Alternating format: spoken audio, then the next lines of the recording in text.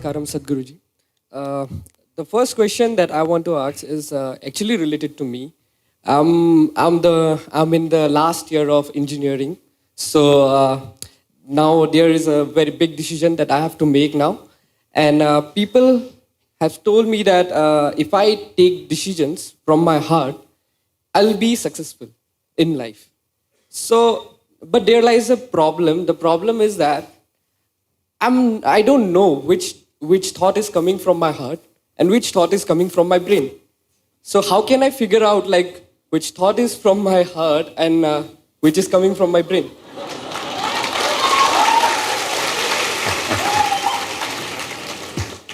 The heart makes only two sounds, lub-dub.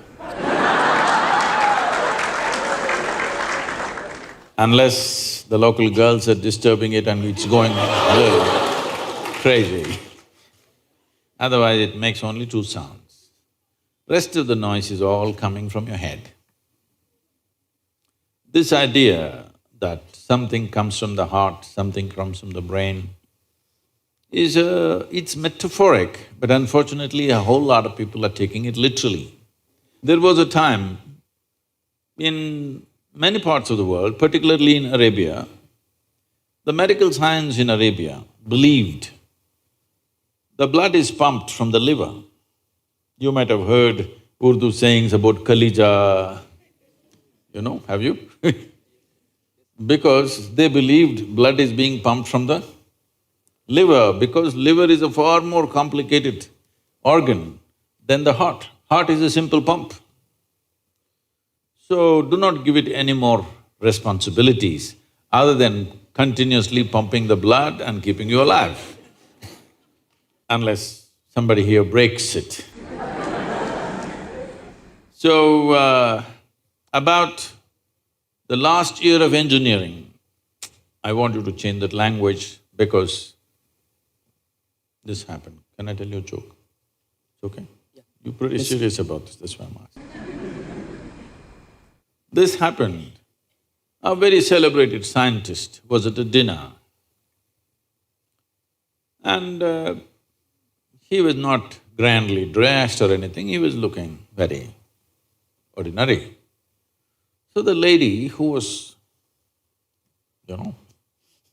sitting next to him didn't pay much attention to him, she doesn't know who he is.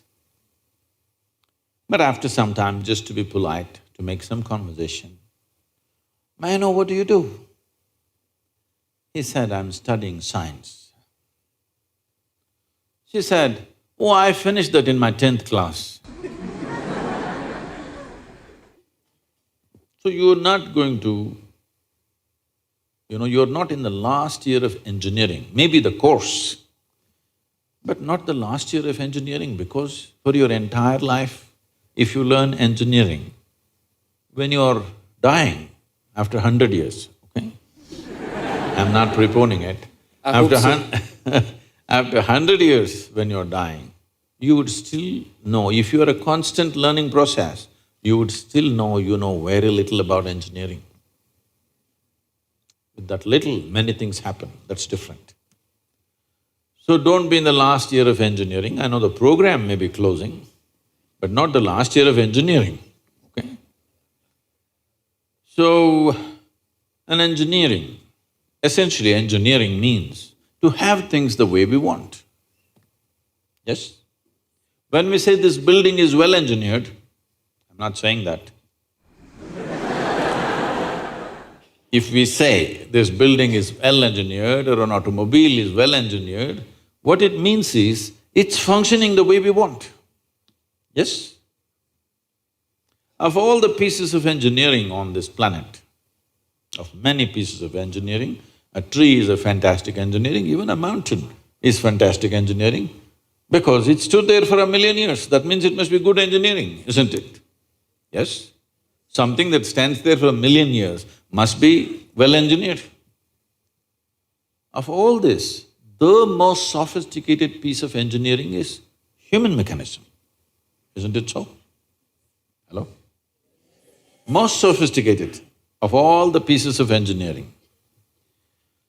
Now, because it's a sophisticated piece of engineering, It needs a certain level of attention, otherwise you don't figure it. Now that we gave you such a highly, high-tech piece of engineering, I'm asking you, did you read the user's manual? I think there is no user manual for now.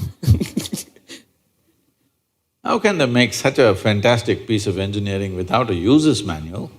Maybe it doesn't come with a booklet attached to your neck when you were born. But indications must be there, isn't it, how to use it? Huh?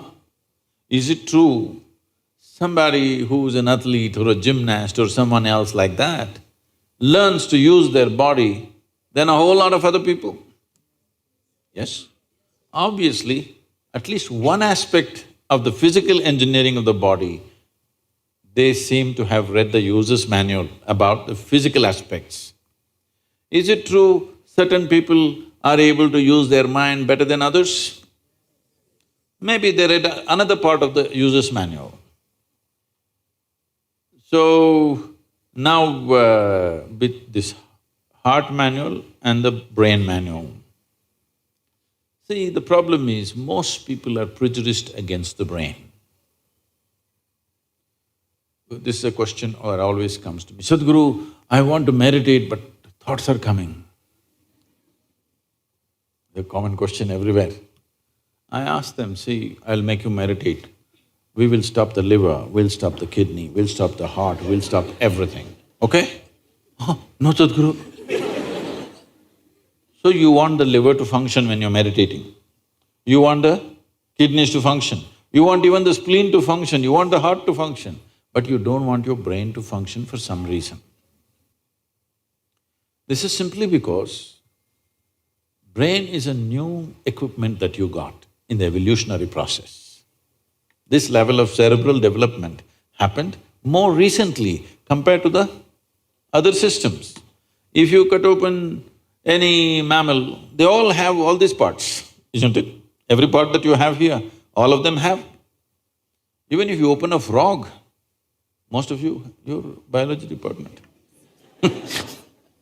Even if you open a frog, almost everything that you have, he also has, isn't it? It is only… the big difference is only the cerebral development, which is a more recent happening. Because it's a more recent happening, most people have not figured how to handle it. So, user's manual is very important. You don't read a user's manual just before you discard the machine. You read it in the first few days, isn't it? Hello? If you buy a phone, do you want to read the user's manual in the first 3 days or after 3 years when you're throwing it away? First 3 days, isn't it? So, knowing how this functions is very important. Never did ever heart generate any thought or intention. Well, when you looked at the young girl, heart beat more, that doesn't mean it's saying anything, it's just trying to compensate for the other levels of excitement that's happening.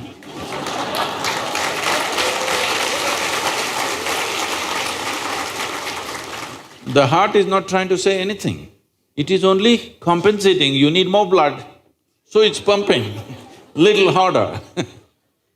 That'll happen even if you run up the staircase. Yes? What happens to you little panting when you fall in love also happens physiologically when you run up a staircase, yes or no? Fear also does that to a whole lot of people.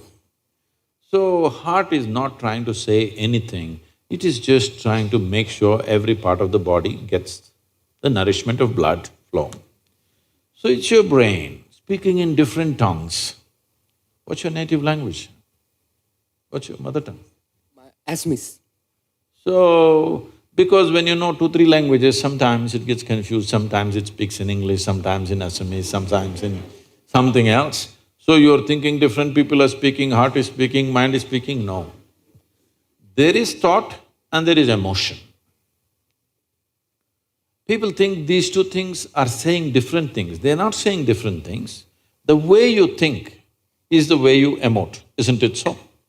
Right now, if I think, oh, she's the most wonderful person on the planet, I just have to think. Then my emotions become sweet towards her. Now I think she's the most horrible creature on the planet. Now my emotions become nasty. Yes or no? I cannot think she's horrible and have sweet emotions. I cannot think she's wonderful and have nasty emotions, isn't it so? But today I thought she's the most wonderful person and my sweetness was flowing. Suddenly she did something tomorrow that I don't like. I think she's horrible. Thought is agile, it changes direction just like that. Emotion is little sappy. It takes time to turn around. So that period you struggle as if there are two dimensions of thing happening. Because thought is saying one thing, emotion is still going sweet because it takes time to become nasty. Everybody struggles, but it catches up or no after some time? Hello? Today you thought she's wonderful, sweetness was flowing. Tomorrow she did something you don't like, you thought she's horrible. The thought is clearly saying she's horrible, but emotions are struggling because they can't turn quickly. They take time to turn. But after a week or 10 days or 2 months, depending on how deeply you're engaged, after some time, emotion catches up with the thought. Emotion also says, yes, she's horrible, so let's be nasty to her. So, they're not speaking different languages. One is agile, another is little slow in its corners. So, it looks like they're speaking different languages. When it comes to what you want to do, you must think clearly, it's very important. Thinking clearly means, the question is not about what will get me this, what will get me that. Is your life precious to you? All of you, I'm asking. Your life, is it precious to you? Yes. So before you invest this life into something, you must look whether today if I invest my life into this, after 25 years, will it still mean a lot to me? After 50 years, will it still mean a lot to me? At the end of my life, if I turn back and I look, will I be proud of this or will I be ashamed of what I'm doing right now? Doesn't matter what other people say. But you should not do anything that you will feel ashamed of, isn't it so? Huh? It doesn't matter, people say so many things. Everybody has an opinion, it's their business. But you don't do something that you will feel ashamed of, isn't it? Then you're turning against yourself. Somebody turns against you, you can leave them and go somewhere else. If you turn against yourself, you'll have to live with it forever. So, this is all you have to look at it. Something will get you money, something will get you comfort, that's not the point. What you choose to do, will it give you a life?